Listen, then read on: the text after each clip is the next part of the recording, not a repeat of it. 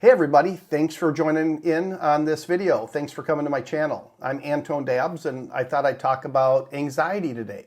I've dealt with anxiety since about 9 years old, and it's only gotten worse as I got older. A couple of years ago I got on medication that helped a lot, but I just thought I'd do a little video on how I manage it and what exactly is anxiety for you guys that maybe aren't suffering or aren't sure if you have anxiety. Let's talk about some of the symptoms and things like that. So first of all, living with anxiety can be really challenging, and I've been dealing with it for a long time, and I've seen it at its worst, and we'll get to some of that stuff. But it's affected various aspects of my daily life. There's been times where it's gotten so bad I couldn't leave the house because I thought I was going to have a heart attack. But here are some key aspects and tips for managing severe anxiety that I have found helpful. So symptoms of severe anxiety. Here's some symptoms for you. Rapid heartbeat, sweating, trembling or shaking, shortness of breath, dizziness or lightheadedness, and gastrointestinal issues. So before I was actually diagnosed with having anxiety, generalized anxiety disorder is the actual diagnosis I had. I was told that I had,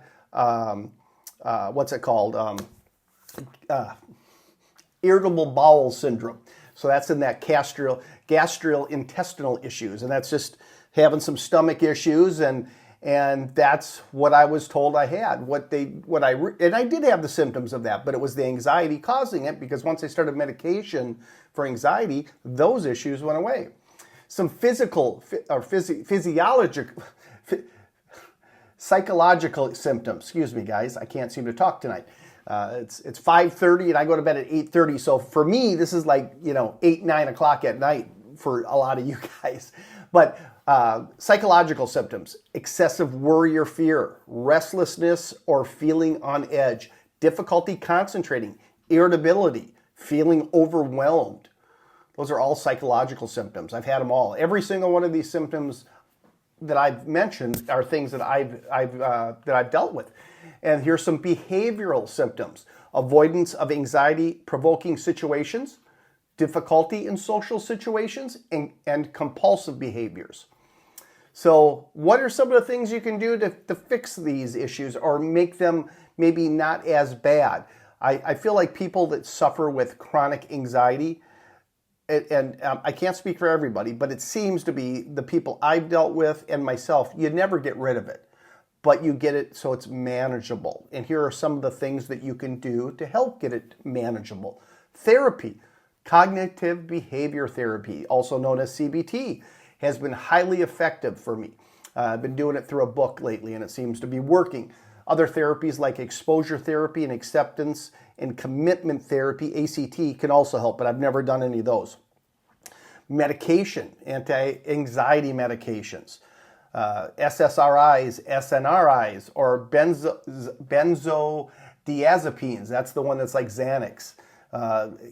Can be used. I do not recommend those kind, though, guys. Those benzodiazepines. Now I know there's people out there that swear by them, but there's a lot of people that it's really wrecked their lives taking those.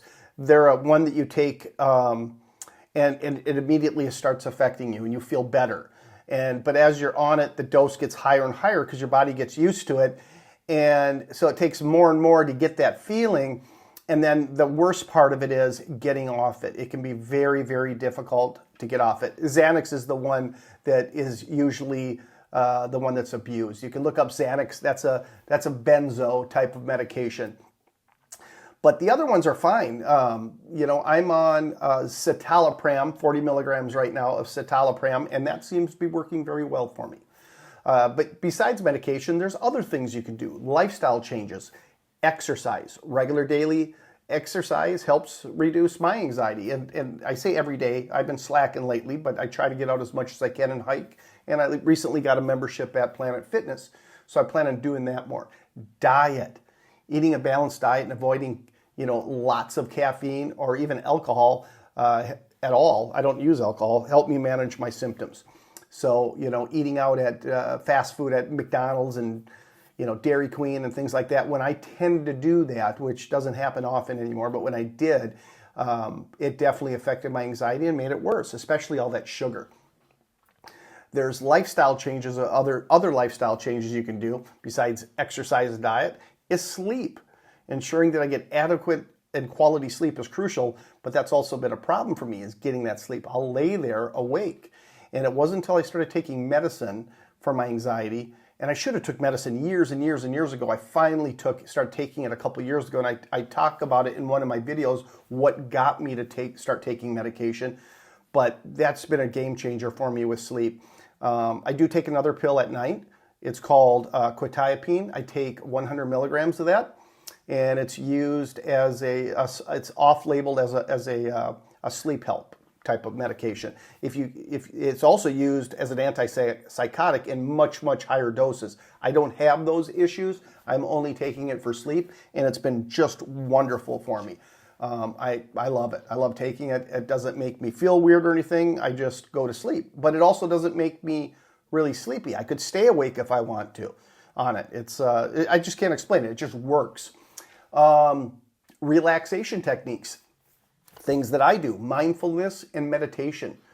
Practices like deep breathing, progressive muscle relaxation, and guided imagery have been beneficial.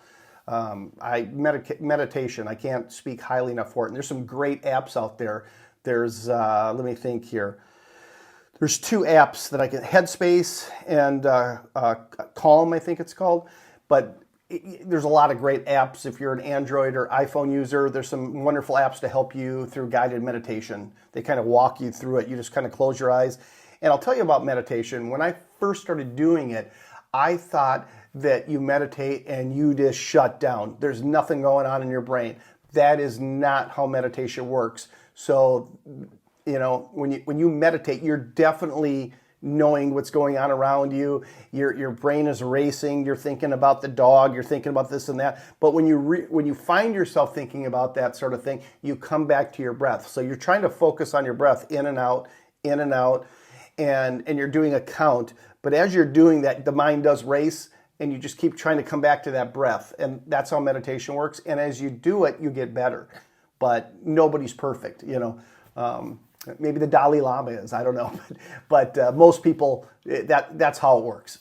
So yoga and Tai Chi are also really great. These activities reduce stress and anxiety levels. They've been shown to do that. They're wonderful. Support systems, social support, talking to friends and family, or joining a support group. There is tons of these groups on Facebook, and there's other ways to find them. There's ones that you can get together in person and stuff like that, but there's some great support groups on Facebook. And I don't know, this might seem weird, but when I get on those groups, when I've had really bad anxiety in my life, where it's going on for an extended period of time, when I go to one of them support groups and everybody's talking about their issues and they're dealing with it too, I'm not saying I'm happy that they're dealing with it, but for some reason it makes me feel better that I'm not alone. So it is really helpful to do that. And if you guys are Facebook users, go on there and look up anxiety groups. There's some great people out there that would help you, support you. And you can go on there and say, hey, I'm having a horrible day. This is what's going on. And you'll have people talking to you right away, trying to boost you up and make you feel better. There's also professional support. Get a therapist or a counselor. There's that too. There's habits you can also do, healthy habits, routines. Establishing a daily routine provides structure. That worked out wonderful for me, to have structure in my life and a routine. I can thank my wife for that. She was having me do that before I knew it was a thing that I should be doing. And that's helped out a lot. And hobbies, engaging in activities that I enjoy, distracts me from my anxiety. So, I like cameras. I got my headphones here. I love music. I got my game systems. I love games. I love to read comic books still. I'm a 53-year-old comic book guy still. Manga. I like manga. And all that stuff helps. I do that stuff every night. It's part of my routine. And reading. I just love to read. I know I said manga and comics, but reading. I love reading. Reading got really hard for me until I started taking my medication, because I grew up reading, but like I said, my anxiety got worse and worse as I got older, and the worse it got, the harder it was for me to focus in and read. Now that I'm on medication, I can do that again, and I really missed reading. Since I've started medication, I can't even count how many books I've gone through. Here's some other tips for managing anxiety in daily life. Identify triggers. Understanding what triggers your anxiety helps avoid or manage these situations. Stay informed. Educating yourself about anxiety and its management, that's empowered me. That helped me to stay, staying informed and understanding anxiety, and knowing that no matter how bad the anxiety got, I never died from it in the past, and I'm not going to probably die from it in the future. Limit information overload. Reducing exposure to stressful news or social media keeps my anxiety in check. One of my anxieties is also health related, and that sucks. So in other words, I'll get a pain in my shoulder and I'll start Googling and I'll go down a rabbit hole of all these horrible things, and I'll start thinking it's my heart and it's going over there, and then, just all sorts of things. So I had a doctor, Michael Pleasance, who's retired, but was an amazing doctor, and I'd love to see him come back. I miss the guy. But he prescribed to me one time to not look up things on Google for my health. And I have taken that to heart. I'm not saying I haven't done it since he's told me that, but I've done it a lot less, and I don't go down rabbit holes anymore. So that's been a big deal for me. But yeah, news and things like that can get me going too. You go down that rabbit hole as well, and you listen to the news and it's all doom and gloom. So that can be bad. So you got to limit yourself of some of that stuff. Set realistic goals. Breaking tasks into smaller, more manageable steps makes them less overwhelming. Practice self-compassion. Being kind to myself and recognizing my efforts in managing anxiety is also important. Now, here's some things. When to seek help. If anxiety interferes specifically with your daily life, relationship, or work, time to get help. I had that years ago. I should have got help a lot sooner. If I experience panic attacks or severe physical symptoms, I should seek help. And of course, if you're thinking of self-harm and suicide, get on the suicide prevention line right away. I haven't had those issues myself. I've never self-harmed. I don't want to die. That's one of my anxieties. That's my health anxiety. I don't want to die. But managing severe anxiety is possible with the right strategies and support. It's important to seek help and try not to cope alone. And it seems like if you suffer with bad anxiety and you can get in the habit, or not in the habit, if you can just come out of your shell and talk to people about it, which is really hard. And being 53 years old, it's starting to be a thing where it's okay to do that. It didn't used to be years ago. You couldn't talk about these things. But now it's starting to get that way that you could talk about it. And if you do start talking about it, I think you'll find that it really helps you out. The more I talk about it, the more I talk to people that need help, helps me. It helps me too, because, we're all in this together, and to know that I'm not alone is a really big deal, And I can't believe how many people are suffering from anxiety these days. Was it always this way and people just didn't talk about it? Or is it a newer phenomena? I don't know. My mom takes medication, same one that I'm on. My daughter takes it, my brother takes it, my sister takes it. So I think there's some hereditary things there. I'm not a doctor, so I don't understand all that, but I think there's some, and I've noticed it in other families as well, where it can kind of come down the line.